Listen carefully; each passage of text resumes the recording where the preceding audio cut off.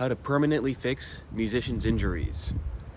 All right, up to 90% of professional and student musicians get injured at some point in their careers. And they have carpal tunnel syndrome, tendinitis, TMJ, sciatica, back pain, that spot in your shoulder, or sometimes there's burning sensations, numbness, tingling, things like focal dystonia, so like a weakness or fatigue, or your body just feels uncomfortable and tight and stiff, and maybe it feels like your body won't do what you want to do when you're playing.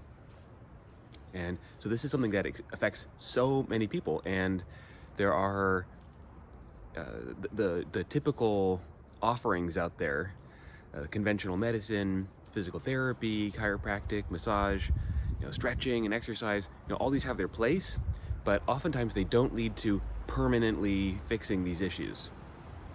And what I'm interested in is a permanent fix. I'm sure that's what you're interested in too. That's why you're watching this video, like how to quickly and permanently relieve all these issues, all these musicians' injuries. And so that's what we're going to get into today. These issues, really it goes beyond just having physical pain, right? Because this is attached to the thing that you care about most in life, or one of the things that you care about most in life, which is music, the skill, something you put all your heart and soul into.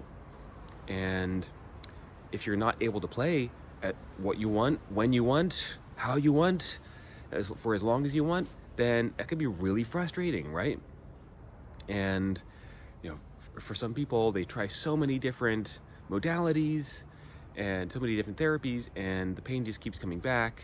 And so it can feel like, well, is this just going to be the way it is from here on out? Am I just going to have to deal with this? And to me, this is such a tragedy, because it doesn't have to be this way. Permanent relief is possible, and yeah, it shouldn't feel this hard. And I believe that playing freely is your birthright. This is what you want, right? And I'm speaking from experience here. I'm a violinist, and I had repetitive strain injuries in both arms during music school that almost stopped me from playing entirely. And I tried everything, you name it, I tried it. And almost nothing worked except for the Alexander technique, which is something that I now teach. And what I'm going to share with you today are three really important principles why something like the Alexander technique works, and how it'll help you fix your repetitive strain injuries or other injuries that you're experiencing permanently. So without further ado, we're going to get right into those principles. So really what I'm offering here is more than just one technique. Alexander technique is so important and really critical, and I'm going to talk about it a little bit. But really what we need, the first thing you need to permanently relieve your injuries, is a holistic outlook. Holistic means taking a look at the whole picture, right? So instead of just looking at one body part, wherever it might be for you, wherever it hurts is not necessarily the source of the pain. This is so important to get. The place where it hurts is not necessarily the source of the pain. Because your body, for instance, is a web. Just like your shirt, you pull on your shirt, your whole shirt moves. The area where it hurts is just an expression, a local expression of a global body movement pattern. And unless you change that global body movement pattern, that thing is just going to keep coming back.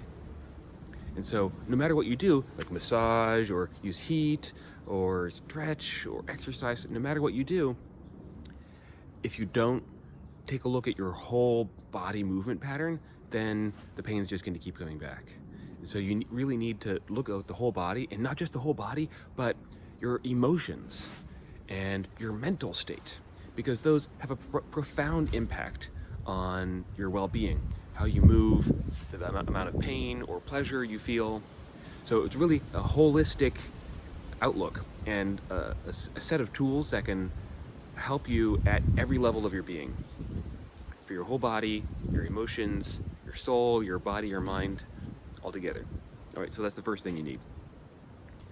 And the second thing is to be able to transform how you relate to the critical moment. Okay, the critical moment is the moment when you're playing and you get tighter than you'd like to. Right? That's the critical moment. It's usually when you're doing something hard or fast or awkward or new or under pressure, under time pressure, under pressure from peers or colleagues. And so typically what happens is that there's this added pressure, there's this heightened stimulus, this difficult thing that you're doing, and so you force it. You force your music in that moment, and that's why you're tightening up. And this is such a common response that you might not even think about it. You might not even be aware that you're doing it anymore, except for the fact that it hurts. So you need to change that, because again, if you don't change how you relate to the moment of challenge, then you're going to keep using force. And if you keep using force, then your muscles are going to get worn out. If your muscles are getting worn out, then you're going to keep having pain. So just like we saw with, you need a whole body, whole person approach, you also need to change how you react in the critical moment, to respond with freedom rather than force. Right? That's so key. If you don't respond with freedom, then you're going to continue responding with force, and you're going to continue injuring yourself. But if you learn to respond with freedom, then the injuries will just go away by themselves. It's not like there's something wrong with your body. It's something you're doing to yourself. All right, that's so important. All right, third principle, and that is something I learned from the Alexander technique. That was such a key insight. Changed everything. All right, so the third thing you need is to, and this is kind of related to the other two, is to change how you relate to musical expression, to be able to connect your well-being and your musical expression together. Because the greater your well-being, the greater your ability to channel what I call soul force, that transformative creative energy. The whole reason why you got into music in the first place is to be able to channel your soul force. And this is what your audiences want from you as well. So what a lot of people do, again, is to create musical tension, like emotional tension in the music, and that's something we do want, to create that emotional tension, but they do it through muscular tension. They tighten up when they're trying to be expressive. And we call this guitar face, right? Guitar face, like, right? All that squinting, the body's getting tight. All of that is interference. It's like you're kinking the hose at the same time you're trying to push more water through the hose. It's not gonna work.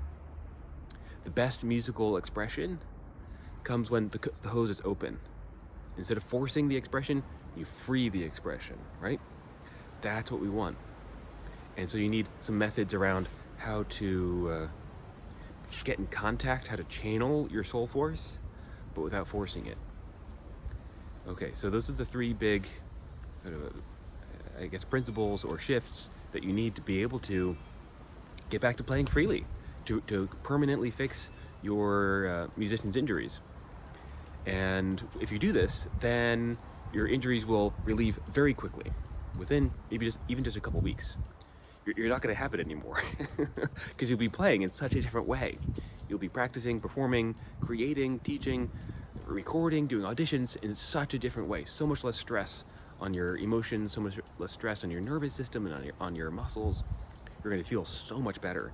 And because you'll have all these tools, and because you'll be getting to the root cause of the pain, then the pain's not going to come back. There might be times when you choose to go further than what your body can do, like if you're under a deadline or something, and so maybe you get tired out. Just we're still being human here, but you're going to have incredible set of tools to be able to recover even when that happens, right? And so this is what I offer.